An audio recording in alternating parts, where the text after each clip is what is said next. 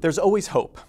This is a statement I've used many times when discussing the care of a patient with a terminal illness, but I have to admit it always feels a bit pablum. I think it ends up being shorthand for none of us are ready to accept reality, so here we are. A few years ago, I stopped saying that when I believe a patient is terminally ill. Instead, I state that the patient has reached the end of his or her life, and it's time to plan for that. Because hope can harm dying patients. Hope leads to unnecessary medical interventions, invasive treatments, and delayed palliative care. Up until now, we haven't had great data on how physicians and caregivers' perceptions of a patient's prognosis line up and why they differ. But appearing in the Journal of the American Medical Association, a well-designed study finally shed some light on this issue.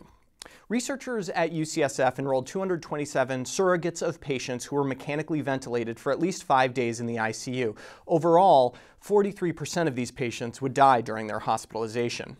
On that 5th day, the surrogate and the physician were asked independently what they thought the patient's chances of surviving the hospitalization were.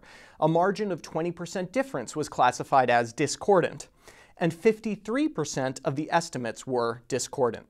In the vast majority, 80% of discordant cases, the surrogate caregiver was more optimistic than the physician. What sets the study apart for me is that it didn't end with this fact. Rather, using structured interviews, the researchers identified factors that led to this overly optimistic view. They fell in several broad categories.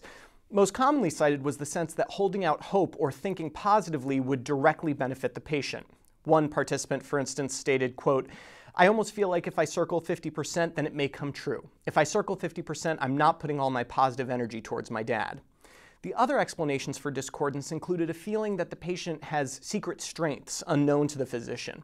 And finally, religious beliefs, the idea that ultimately God would intervene on behalf of the patient, were also frequently cited. As I mentioned, some surrogates were more pessimistic than the providers and typically cited self-preservation for that outlook. As one individual put it, quote, "Maybe I'm just trying to protect myself. I'm trying not to get too excited or optimistic about anything." Physicians' prognoses were statistically better than surrogates at predicting the eventual outcome, but pride in this fact would be misplaced. Doctor comes from the Latin word for teacher, and we need to do a better job educating patients' families about their loved ones' prognosis. Those conversations are hard, and offering some hope is what every empathetic human would do.